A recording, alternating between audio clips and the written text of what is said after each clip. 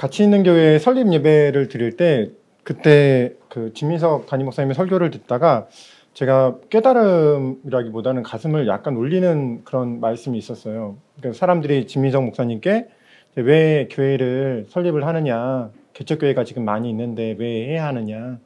근데 이제 진민석 목사님이 팀켈러의 책을 읽다가 교회가 개척하면 그만큼 세상이 따뜻해진다. 자기는 그 구절에 마음이 많이 와 닿았다 이렇게 말씀하셨습니다.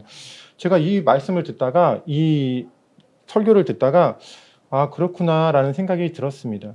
선교사가 선교지에서 막상 가서 뭐 훌륭하신 선교사님들에게 누가 되는 말이지만 저 같은 경우는 아무것도 못했습니다. 현지인에게 뭐 현지어를 못하니까 전도도 못하고요. 또 건강이 안 좋으면 가서 또 거의 쉬다가 옵니다. 집에서 하루 종일 말라리아 걸려서 누워있는 날도 있었고요. 이렇게 하고 또 사람들을 섬기려고 하지만 막상 그 사람들이 저를 섬겨줍니다. 뭐가 뭔지 모르니까요. 뭐 지역도 모르고 문화도 모르고 누구 이름도 모르고 뭐 어느 단체 학교 뭐 어떻게 정보가 없으니까요. 근데 선교사가 왜 그러면 선교지를 가느냐. 선교지에 가서 하나님의 이름으로 뭐 전도를 하고 또 하나님의 이름으로 섬기려고 했을 때 그만큼 선교사로 인해서 세상은 조금 더 따뜻해질 수 있지 않을까라는 생각을 진민석 목사님의 그 설립 예배 때 그 팀켈러 목사님의 말씀을 통해서 전해주는 얘기, 그 얘기를 통해서 저도 선교사도 마찬가지가 아닐까 그런 생각을 했습니다. 지금이 마지막 때라고 하죠. 복음이 힘을 잃어가는 이 시대입니다. 이때 우리가 어떻게 하면 세상을 조금 따뜻한 곳으로 만들 수 있을까라는 고민이 우리 크리스찬들에게 있습니다. 뭐 대놓고 예수 믿으세요, 우리 교회에 오세요 이런 게 아니라 아, 저 사람 때문에 그래도 우리 단체가 조금은 따뜻하다. 내가 조금은 위로를 얻는다. 어떻게 하면 이렇게 우리가 생활할 수 있을까라는 그런 고민이 있죠. 오늘 7절 말씀에 만물의 마지막이 가까웠으니 그러므로 너희는 정신을 차리고 근신하여 기도하라. 만물의 마지막이 가까웠다고 합니다. 베드로전서를 썼을 당시에 이 베드로전서의 수신자들은 이미 예수님의 부활을 목격한 사람들입니다. 근데 하늘로 승천하신 예수님이 다시 오실 그때를 이제 기다리는 이 시기가 왔다. 그때가 오면 최종적인 심판이 있고 구원의 결정적인 그런 확신을 할 수 있을 것이다. 예수님이 다시 이 땅 가운데 오시기 때문이죠. 바울은 로마서 13장에서 밤이 깊고 낮이 가까웠다 이렇게 얘기합니다. 야고보서에서는 주의 강림이 가까우시느니라 이렇게 얘기하고 있어요. 디모데후서 3장에서 말세의 특징에 대해서 말하고 있습니다. 사람들이 자기를 사랑하며 돈을 사랑하며 자랑하며 교만하며 비방하며 부모를 거역하며 감사하지 아니하며 거룩하지 아니하며 이렇게 얘기하죠. 사람들이 자기 사랑을 해서 다른 사람에게 관심이 없어요. 그리고 돈을 사랑하죠. 제가 인도 친구가 있어요. 그 친구하고 이렇게 대화를 할 일이 있었거든요. 그래서 그 친구에게 너는 한국이 왜 좋냐 그렇게 얘기했더니 자기는 한국이 정말 좋대요. 왜 좋냐고 물었어요. 저는 기대를 했거든요.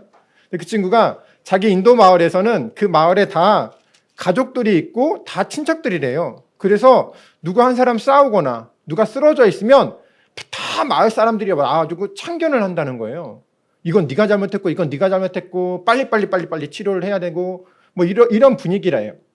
근데 한국에서는 사람들이 서로한테 관심이 없다는 거예요. 누가 저기 쓰러져 있건 저기서 싸우건.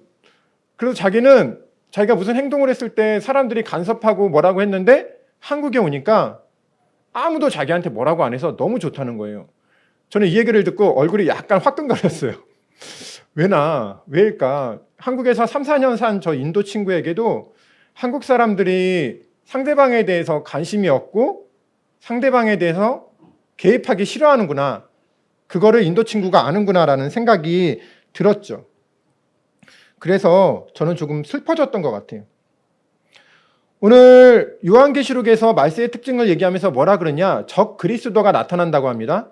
제가 주안역에 살아요. 이쪽에 새로 지은 아인병원하고 이쪽에 교보생명이 있어요.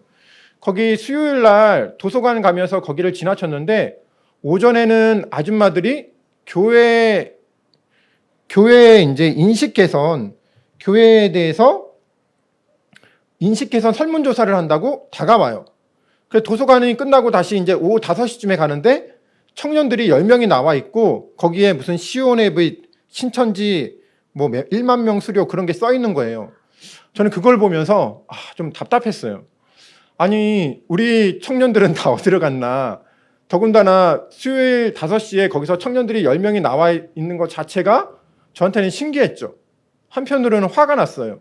우리가 어떻게 하다가 청년들을 다 이런 거짓된 그런 종교에 다 빼앗겼을까? 이런 생각을 했어요. 오늘 말씀에 이 말세 때 정신을 차리고 기도하라고 하죠. 지금이 어느 때인지 알라는 거예요. 지금은 종말에 다가가는 때이고 심판에 다가가는 때입니다. 오늘 7절 말씀에 보니까 근신하여 그렇게 얘기합니다. 근신하다는 건 뭐예요? 술에 깨어 있다는 거예요. 여기가 끝인 것처럼 술에 취해서 명예에 취해서 돈에 취해서 살지 말고 기도하라는 거죠. 기도한다는 것이 깨어있다는 증거이고 기도한다는 것이 예수님께로 가까이 가려는 그런 증거입니다. 시간이 얼마 남지 않았어요. 무엇을 해야 할까? 기도하라고 하죠.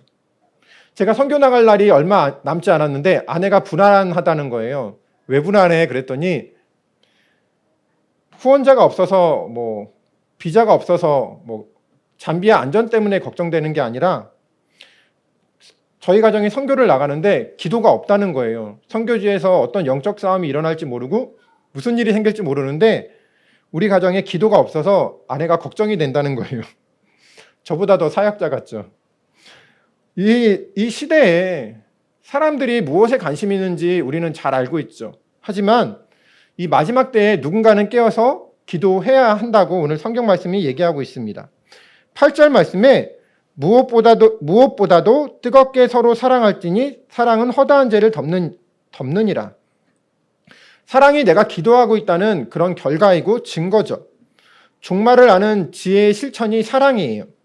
뜨겁게 사랑하라. 더 이상은 안 된다고 할 때까지 사랑하라.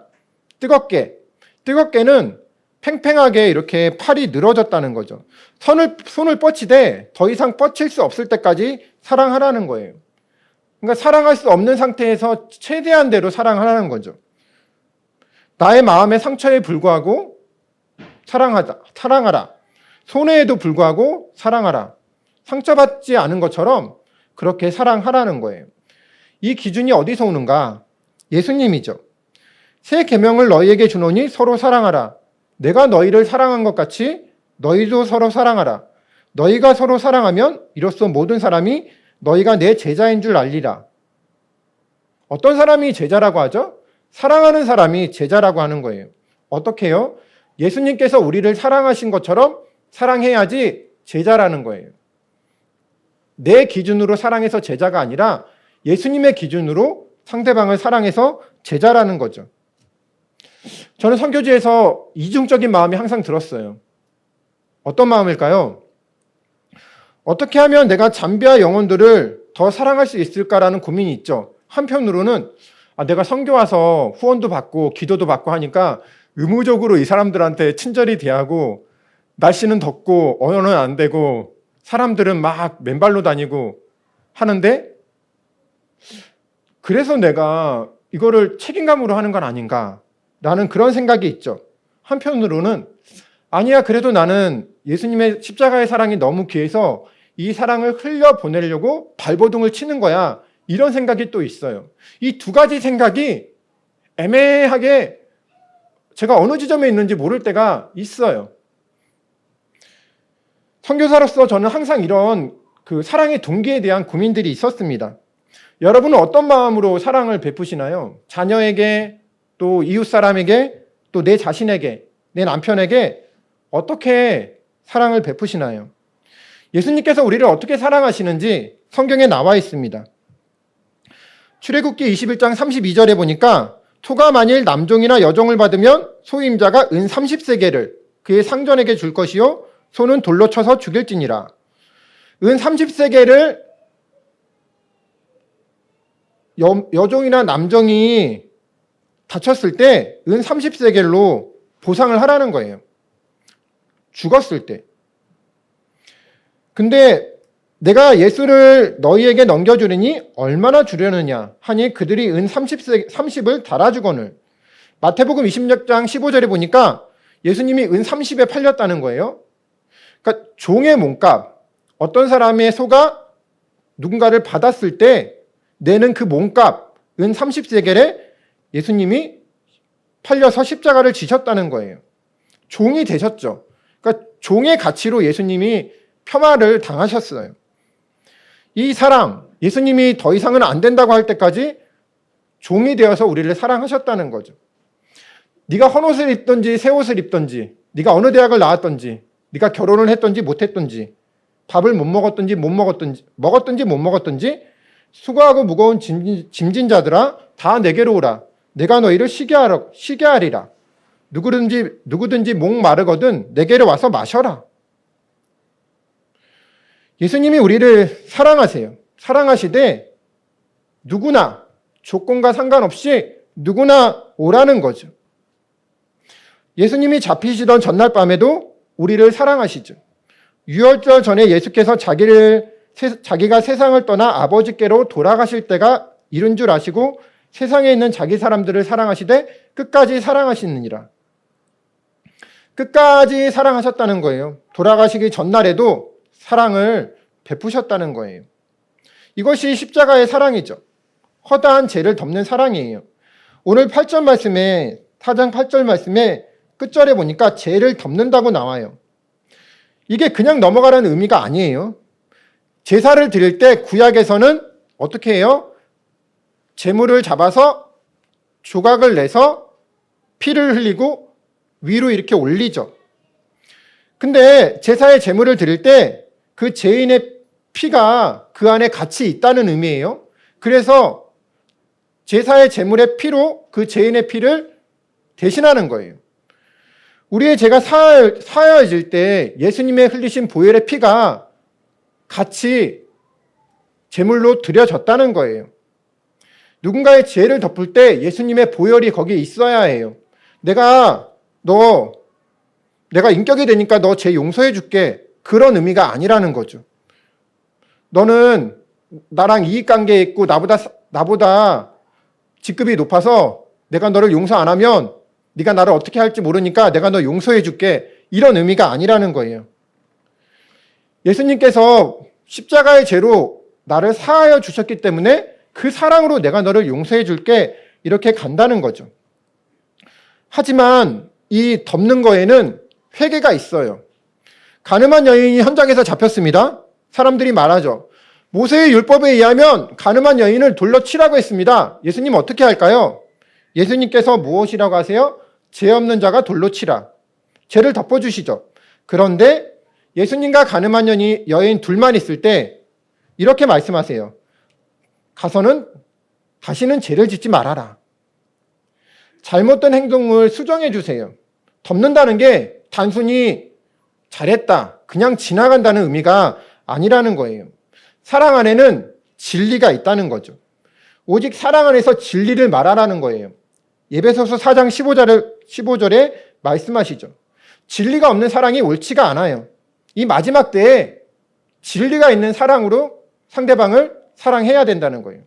반대로 진리만 있고 사랑은 없어요? 그러면 잘못이죠. 공동체에서 어떤 사람이 옳지 못한 일을 했어요? 무조건 괜찮다고 하는 거 잘못이죠. 반대로 잘못만 지적하고 다시는 공동체에 나오지 못하게 해요. 이것도 잘못이에요. 십자가는 예수님의 진리와 사랑, 공유와 긍휼이 함께 있어요. 나의 죄를 사해 주셨어요. 예수님이 십자가에 돌아가셨죠.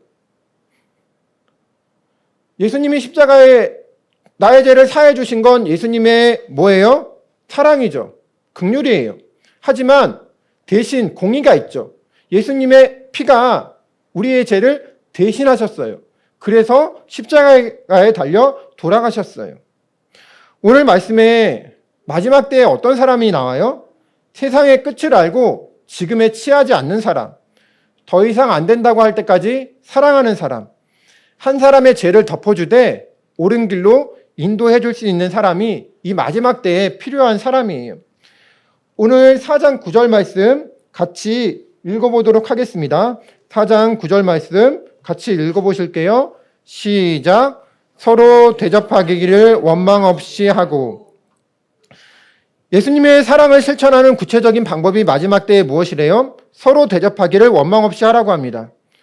오늘 베드로전서의 배경에 대해서 말씀할게요. 베드로전서가 쓰였을 당시에 이 베드로전서의 수신자들은 가난한 그런 성도들입니다. 로마 시대에서 예수 그리스도를 믿음으로 인해서 핍박받고 무시당했어요. 근데 이 사람들도 근근히 생활하는데 순회 돌아다니면서 설교하거나 전도하시는 분들이 오면은 이 사람들이 자기네도 힘든데 대접을 해야 돼요. 베드로전서 1장 1절에 보면 흩어진 나그네에게 편지한다고 그렇게 얘기하고 있어요. 그럼 자기네도 힘든데 다른 사람들을 대접해야 돼요.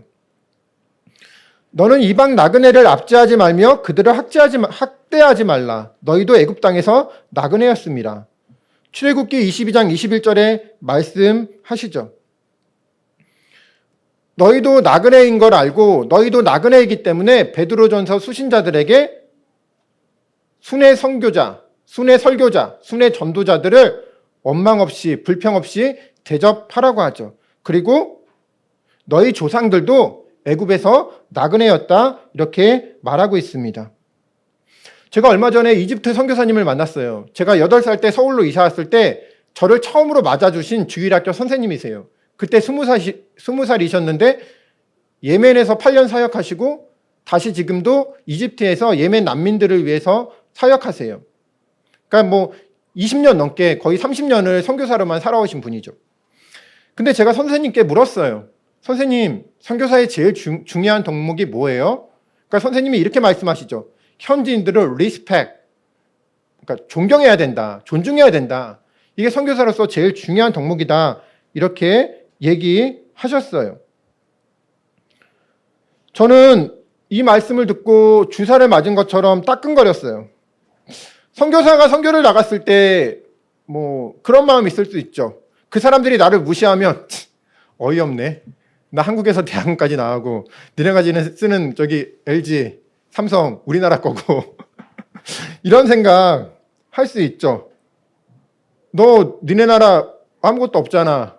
우리나라 지금 경제 10위고 뭐 올림픽 월드컵 다 치르고 엑스포도 치르고 뭐 이런 생각 할 수 있어요. 할 수 있는데 이런 생각이 정말 선교사로서는 안 된다는 거죠. 왜냐? 그 사람들이 다 알아요.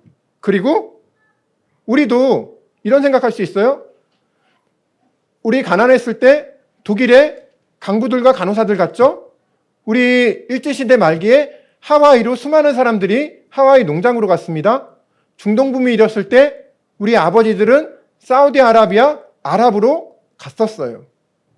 우리가 한때 그들이었고 그들이 한때 우리입니다.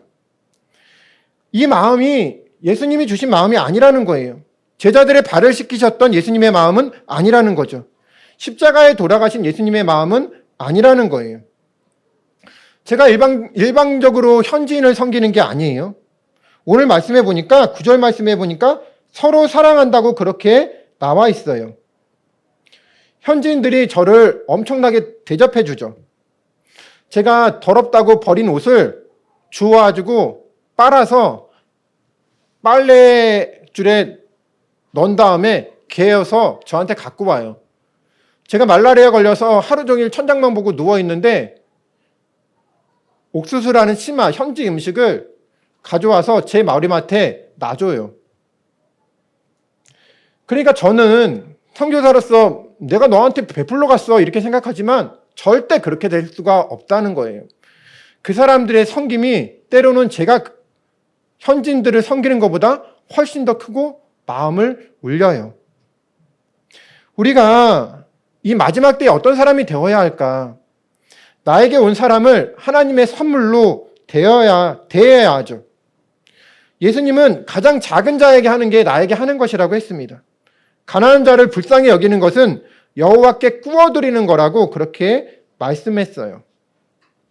나와 가까운 사람, 나와 편한 사람, 아닌 나와 가장 낯선 사람, 불편한 사람을 섬기라고 합니다. 누군가 나를 그렇게 섬겨줬기 때문에 나도 지금 이 자리에 있는 거죠. 누군가 나에게 예수님의 사랑을 베풀어줬기 때문에 나도 예수님을 더 알 수 있었던 거예요. 오늘 10절 말씀 같이 읽어보도록 하겠습니다. 베드로전서 4장 10절 말씀 시작. 각각 은사를 받은 대로 하나님의 여러 가지 은혜를 맡은 선한 청지기같이 봉사하라. 예수님의 사랑을 실천할 때 가장 중요한 방법이 뭐예요? 봉사하라는 거죠. 근데 오늘 10절에 각각, 이 각각이라는 단어가 단수입니다. 그러니까 이 말은 서로 사랑하기 위해서, 상대방을 섬기기 위해서 은사를 받지 않은 사람은 한 사람도 없다는 거예요. 그러니까 공동체를 섬기기 위해서, 남을 섬기기 위해서 모두가 은사를 받았다는 거예요. 누가 은사를 주셨어요? 하나님이요. 하나님께서 낯선 자들, 섬길 수 없는 자들을 섬길 수 있는 은사를 주셨다는 거예요.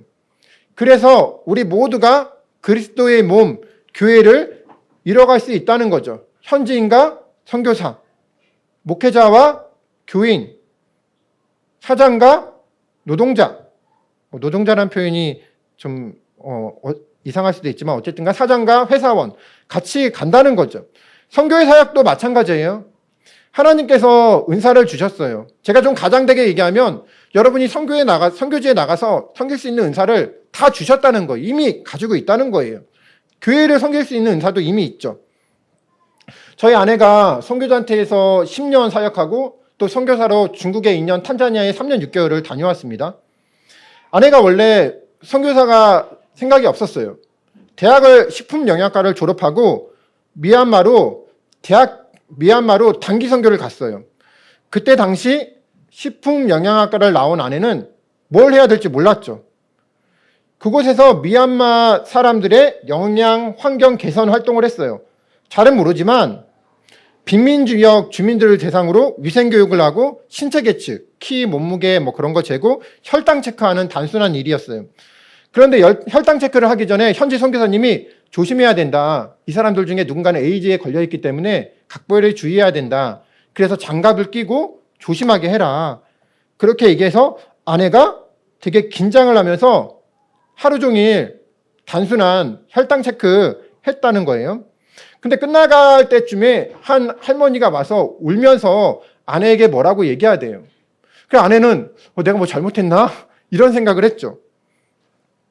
그래서 통역하시는 분이 대신 말을 전해줬대요. 저 할머니가 태어나서 처음으로 몸무게를 재봤다는 거예요. 그리고 오늘 받은 교육들이 너무 귀해서 자신의 손자, 손녀에게도 말해주겠다 하면서 눈물을 흘리셨다는 거예요. 그래서 아내는 너무 감동받았다는 거죠. 할머니가 처음으로 몸무게를 재셨다고 우시고 단순한 교육인데 자기의 자녀들에게 꼭 손자, 손녀들에게 꼭 전하겠다고 하셨다는 거죠. 그리고 아내는 굉장히 부끄러웠대요. 나는 하루 종일 에이즈에 걸리지 않을까 특히 조심하면서 약간 좀 긴장하면서 그 사람들의 혈당을 체크했는데 상대방은 내 행동에 감동했다고 하니까요. 아내는 이 일을 계기로 자신의 전공으로도 봉사할 일이 있구나라는 생각으로 선교단체에 가입을 해서 선교사로 살아갔습니다. 하나님께서 우리의 은사를 서로를 봉사하는 데 사용하게 하십니다. 그리고 내가 가진 은사가 아무리 작지만 여기서는 작지만 누군가에게는 너무나 큰 거죠. 은사를 가지지 않은 사람은 한 명도 없고 서로 봉사할 수 있는 그런 능력이 안 되는 사람도 한 명도 없습니다. 하지만 하나님께서는 이 은사 외에 우리에게 말씀하시는 게 있죠. 말씀하시죠. 만일 누가 말하려거든 하나님의 말씀을 하는 것 같이 하고 누가 봉사하려면 하나님이 공급하시는 힘으로 하는 것 같이 하라. 자신의 의견이나 생각을 말하는 것처럼 하지 말라는 거예요. 자신의 능력이나 자신의 돈으로 자신의 인맥으로 하는 것처럼 하지 말라는 거죠. 하나님이 공급하시는 것처럼 하고 하나님이 말씀하는 것처럼 하라는 거예요. 내 인간성, 내 인격, 내 인맥 아니라는 거죠. 하는 것 같이 하라는 건 모방의 의미가 아닙니다. 하나님의 힘을 받아 섬기는 사람으로서 자격을 가지라는 거예요. 내가 하나님의 자녀로서 베풀고 섬긴다는 거죠. 하나님의 제자로서 베풀고 섬긴다는 거예요. 봉사가 그 행동이 중요하지만 어떤 자세, 어떤 마음으로 하느냐가 중요하다고 하죠. 하나님의 말씀을 하는 것처럼 하고 하나님의 주신 힘으로 하는 것처럼 하라고 오늘 말씀은 얘기하고 있습니다. 지금이 말세의 때라고 하죠. 사람들이 자기를 사랑하며 돈을 사랑하는 시대예요. 이 시대에 교회는 힘을 잃고 오히려 세상은 더 힘이 강해지고 있어요. 누가 그러대요? 요새는 교회 밖에 재밌는 게 훨씬 더 많아서 교회를 다닐 이유가 굳이 없다. 교회가 힘을 잃고 능력을 잃었다. 그런 얘기죠. 예수 믿는 사람으로서 우리는 어떻게 살아가야 할까? 세상을 조금 더 따뜻하게 만들려면 우리는 어떻게 해야 할까? 우리는 마지막 때에 늘 깨어서 기도해야 합니다. 준비가 다른 게 아니라는 거예요. 우리의 목적지가 예수 그리스도이심을 알고 정신을 차려야 합니다. 우리는 사랑해야 합니다. 내 기준이 아니라 예수님의 기준으로 더 이상 사랑할 수 없을 때까지 사랑해야 한다는 거예요. 사랑하되 공의와 긍휼로 진리 안에서 사랑해야 된다는 거죠.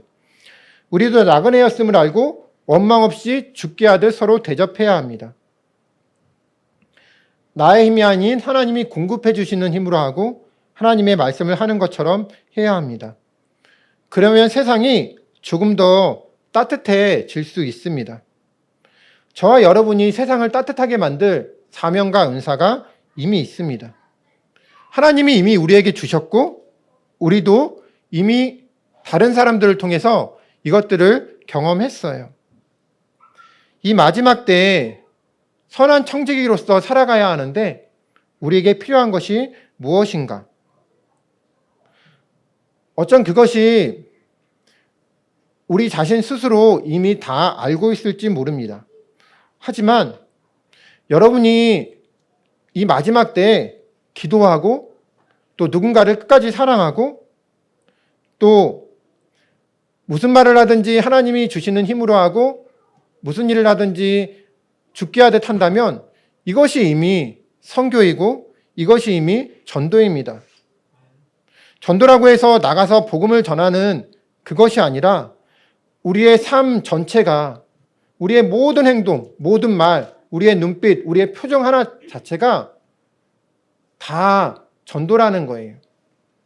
예수님의 살아오신 모든 인생이 우리를 구원하기 위한 십자가였듯이 우리의 삶의 모든 인생도 예수님을 전하기 위한 그런 도구가, 그런 행동들이, 그런 자세가 되어야 합니다. 이 마지막 때에 예수 그리스도의 십자가의 사랑으로 따뜻함을 전하는 그런 여러분들이 되시길 바라겠습니다. 기도드리겠습니다.